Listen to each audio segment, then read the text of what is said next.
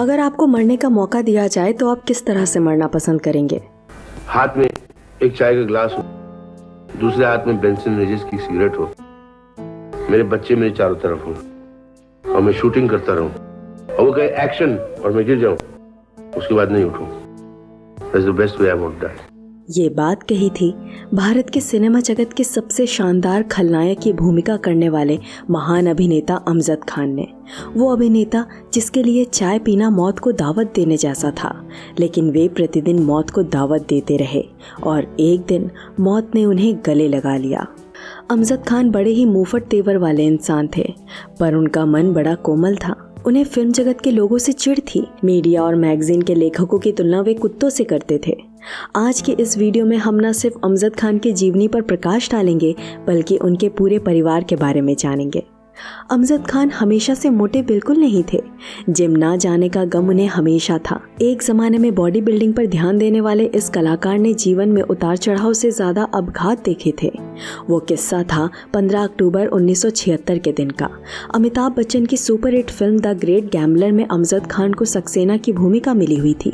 क्योंकि फिल्म की शूटिंग शुरू होने के बाद अमजद खान को अपनी भूमिका के बारे में पता चला था, इसलिए वे सेट पर पहले से ही मौजूद नहीं थे। शूटिंग शुरू हुई और कुछ दिन बाद उन्हें मुंबई से गोवा आने को कहा गया। न्योता मिलते ही अमजद खान अपनी 6 महीने की गर्भवती पत्नी सहला खान तथा ड्राइवर के साथ मुंबई से गोवा के लिए निकल पड़े। रास्ता लंबा था, इसलिए सावंतवाड़ी पहुंचने के बाद खुद अमजद खान गाड़ी चलाने लगे। शायद उन्हें नहीं पता था कि मुंबई गोवा का वो रास्ता हमेशा से खतरों से भरा हुआ था। दुर्भाग्य से सामने से तेज आता हुआ ट्रक देखकर अमजद खान गाड़ी को सही से बैलेंस नहीं कर पाए और बहुत ही भयंकर एक्सीडेंट हो गया। गाड़ी में सवार तीनों लोग खून से लथपथ हो गए। मौकाए वारदात पर तुरंत ही भीड़ जमा हो गई और आनन फानन में तीनों लोग हॉस्पिटल में भर्ती हो गए। शहला खान होश में थी, लेकिन अमजद खान को बिल्कुल भी होश नहीं था। वे तीनों खून से इतने मल चुके थे कि लोगों को बाद में पता चला कि उन्होंने शोले फिल्म के गब्बर सिंह को उठाकर अस्पताल में एडमिट किया है। कुछ समय बाद हॉस्पिटल के चारों ओर भीड़ जमा हो गई और सभी लोग अमजद खान को देखने के लिए शोर मचाने लगे। हॉस्पिटल के कर्मचारियों ने शहला खान को पूछकर अमिताभ बच्चन और कुछ लोगों को गोवा से बुलवा लिया। गोवा से सावंतवाड़ी पहुंचने के लिए भी समय लगने वाला था। इस बीच शहला खान पर उपचार किया गया। सौभाग्य से उनके पेट पर पल रहे बच्चे को कोई हानि नहीं पहुंची, लेकिन शहला खान के चेहरे पर थोड़ी बहुत जख्म थी तथा कुछ हड्डियां टूटने के अलावा दाहिने हाथ की जोड़ी पूरी तरह से हिल चुकी थी। शहला बताती हैं कि उनके पति हाँफ रहे थे, उन्हें सांस लेने में मुश्किल हो रही थी, सीना चोटिल हो चुका था और पसलियां टूट गई थी। इसके अलावा जांघ की हड्डी के 2 टुकड़े हो चुके थे। इस हालत में भी वे कुछ बोलने की कोशिश कर रहे थे। शहला के अनुसार वे अपनी पत्नी और बच्चों को लेकर बहुत बेचैन थे, लेकिन कुछ समय के बाद वे बेहोश हो गए। उसके बाद शहला को पंजिम के अस्पताल में भेजा गया और अमिताभ जी सावंतवाड़ी के अस्पताल पहुंच गए। उस अस्पताल के डॉक्टरों को इमरजेंसी ऑपरेशन करना था, पर क्योंकि शहला वहां से निकल चुकी थी, इसलिए खुद अमिताभ जी ने अमजद खान के ऑपरेशन की जिम्मेदारी ले ली और कागजात पर सिग्नेचर कर दिया। दुर्भाग्य से ऑपरेशन के दौरान ही अमजद खान कोमा में चले गए। इस खबर से अस्पताल के बाहर खड़े लोग हंगामा करने लगे और अस्पताल के अंदर घुसने लगे। कर्मचारियों ने आनन फानन में अमजद खान को एम्बुलेंस से पणजी के बड़े अस्पताल में पहुंचा दिया। शहला खान बताती हैं कि लोगों ने डॉक्टर और अस्पताल पर हमला कर दिया था। अगर उस दिन उन्हें दूसरे अस्पताल में शिफ्ट नहीं किया जाता तो लोग अस्पताल तोड़ देते। आखिरकार अमजद खान का ऑपरेशन सफल हुआ और उन्हें नानावती हॉस्पिटल लाया गया, जहां अगले 3 महीनों तक उनका इलाज हुआ। अमजद खान को होश आ गया, लेकिन उन्हें अगले कई सारे महीने व्हील चेयर पर बैठकर गुजारने थे। उनके गले से लेकर पेट तक एक गहरी चीर पड़ी हुई थी। डॉक्टरों ने उनका पूरा सीना खोल दिया था। डॉक्टरों की कड़ी मेहनत से अमजद खान जिंदा बचे हुए थे। इस भयानक एक्सीडेंट के बाद शक्ति सामंत ने द ग्रेट गैम्बलर फिल्म का रोल उत्पल दत्त को दिया। शोले फिल्म के बाद उन्हें बहुत अच्छी पहचान मिली थी, लेकिन एक्सीडेंट के बाद वे कोई बड़ा कारनामा कर नहीं पाए। इस वजह से 1975 और 1976 इन 2 वर्षों में उनकी कोई कमाल की फिल्म रिलीज हुई नहीं। परंतु जब वे अपने दोनों पांव पर दोबारा खड़े हो गए, तब उन्होंने लगातार काम करना जारी रखा। उनकी हर साल लगभग 8 से 10 फिल्में रिलीज होने लगी। एक्सीडेंट के बाद उनका वजन भी बढ़ गया। वजन कम करने के लिए वे कसरत करने लगे और दोबारा पतले हो गए, लेकिन किस्मत ने उन्हें एक और बार बार धोखा दिया। खुद अमजद खान बताते हैं कि वे एक दिन कहीं से गिर गए और दोबारा उनकी हड्डियां टूट गईं। उस किस्से के बाद डॉक्टर ने उन्हें कसरत करने से मना कर दिया। अमजद खान को इस बात का मलाल रहा कि उनका वजन बढ़ता रहा और वे कुछ कर नहीं पाए। वजन का यूं बढ़ना और फ्लॉप होती फिल्मों ने उनके मन को चोटिल कर दिया था। वे धीरे धीरे करते हुए दार्शनिक बनते चले गए और हर बात को बड़ी गहराई से बोलने लगे। उन्होंने एक दिन सीधे शब्दों में बोल दिया कि दूरदर्शन जैसी चीजें कभी नहीं चलेंगी और ना ही वीडियो इंडस्ट्री में इतना दम है कि वे फिल्मों की बराबरी कर सके। अमजद खान फिल्म मैगजीन से भी चिढ़ते थे। उनका मानना था कि फिल्मी कलाकारों के बारे में लिखने का किसी को भी हक नहीं है। यहाँ तक फिल्मी मैगजीन के लेखकों की बराबरी उन्होंने कुत्ते से कर दी थी। अमजद खान ने हमेशा इस बात पर ध्यान दिया कि उनकी वजह से किसी को भी नुकसान ना हो, क्योंकि बहुत सारे लोगों ने उनकी दोस्ती का गलत फायदा उठाया हुआ था।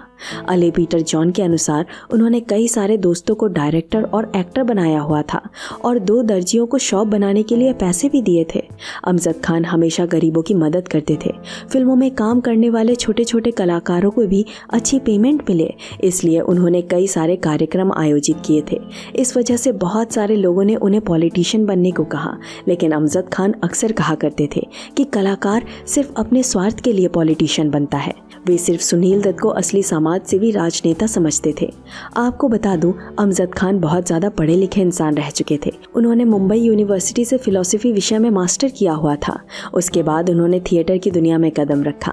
एक प्ले के दौरान ही सलीम जावेद की जोड़ी ने उन्हें नोटिस किया था। उस वक्त वे दोनों शोले फिल्म की कहानी लिख रहे थे और गब्बर की भूमिका के लिए उन्होंने अमजद खान पर विचार करना शुरू किया। ऐसा भी नहीं था कि अमजद खान ने शोले से पहले कोई फिल्म नहीं की थी। वे बचपन के दिनों से एक्टिंग करते आ रहे थे। आपको बता दूं कि उनका जन्म 12 नवंबर 1940 को मुंबई में हुआ था। उनके पिता जयंत साहब को हर कोई पहचानता होगा। जयंत पर हमने पहले ही एक वीडियो बनाई थी, उस वीडियो की लिंक आपको डिस्क्रिप्शन बॉक्स में मिल जाएगी। फिलहाल इतना बता दूं कि जयंत का असली नाम जकारिया खान था और अलवर प्रांत के लिए जयंत साहब के पिताजी बहुत पहले के जमाने से कार्यरत थे। उसके बाद जकारिया खान तथा उनके दोनों भाई जहांगीर खान और एनके ज़िरी मुंबई आ गए और फिल्मों में काम करने लगे। उनकी ही फिल्म में जकारिया भी काम करते थे। बाद के दिनों में विजय भट्ट साहब ने उनका नाम जयंत रखा। आपको जानकर हैरानी होगी कि जयंत के बड़े भाई जहांगीर खान मुंबई पुलिस विभाग में एसपी थे। दुर्भाग्य से एक रोड एक्सीडेंट में उनकी मौत हुई थी। आगे चलकर जयंत साहब खलनायकी और चरित्र भूमिका के लिए पहचाने गए। अफगानी इंसान की भूमिका के लिए उन्हें बहुत लोकप्रियता मिली। उनके जीवन में सबसे बड़ा दुर्भाग्य ये भी था कि शोले फिल्म रिलीज होने के चंद दिन पहले ही वे गुजर गए और बेटे का स्टारडम देख नहीं पाए। अमजद खान के बड़े भाई का नाम इनायत खान तो छोटे भाई का नाम इम्तियाज खान था। 1951 की फिल्म नाज़नीन में अमजद खान बतौर बाल कलाकार के रूप में दिखे थे। इस फिल्म को खुद उन्हीं के चाचा एनके ज़िरी बना रहे थे। उसके बाद अब दिल्ली दूर नहीं जैसी सुपरहिट फिल्म में भी उन्होंने छोटे बच्चे की भूमिका निभाई थी। उसके बाद वे जब कॉलेज में जाने लगे तो के आसिफ की फिल्म लव एंड गॉड में असिस्टेंट डायरेक्टर बन गए। अमजद खान को पता नहीं था कि वे अपने जीवन में क्या हासिल करना चाहते हैं और इस उलझन को सुलझाया भी खुद उनके पिताजी जयंत ने। उन्होंने उन्हें अपनी पढ़ाई पर ध्यान केंद्रित करने को कहा। पढ़ाई लिखाई के दौरान अमजद खान को एक खूबसूरत लड़की से प्यार हो गया। उस लड़की का नाम शहला था। शहला मात्र 14 साल की थी। शहला बताती हैं कि अमजद खान उनके पड़ोसी हुआ करते थे और वे दोनों साथ में बैडमिंटन खेलते थे। शहला उन्हें अक्सर भाई कहकर पुकारती थी, लेकिन एक दिन अमजद ने उन्हें भाई ना कहने को कहा। कुछ दिन बाद अमजद ने उन्हें बीच रास्ते पर रोककर प्रपोज कर दिया। इतनी छोटी लड़की से प्यार करने का अंजाम ये निकला कि लड़की के घर वालों ने अमजद को खड़ी खोटी सुना दी। मामला ठंडा होने के बाद शहला खान ने एक खत के जरिए अपने प्यार का इजहार किया, लेकिन फिर भी वे दोनों शादी कर नहीं सकते थे। शहला खान के पिता बहुत बड़े शायर, कवि और उपन्यासकार थे। आगे चलकर उन्होंने बेटी को पढ़ने के लिए अलीगढ़ भेज दिया। वहाँ भी खत के जरिए शहला और अमजद एक दूसरे से जुड़े हुए थे। आखिरकार 1972 को दोनों का निकाह हुआ। इस शादी से उनके 3 बच्चे हुए हैं, शादाब खान, बेटी आहलम खान, छोटा बेटा सिमाब खान।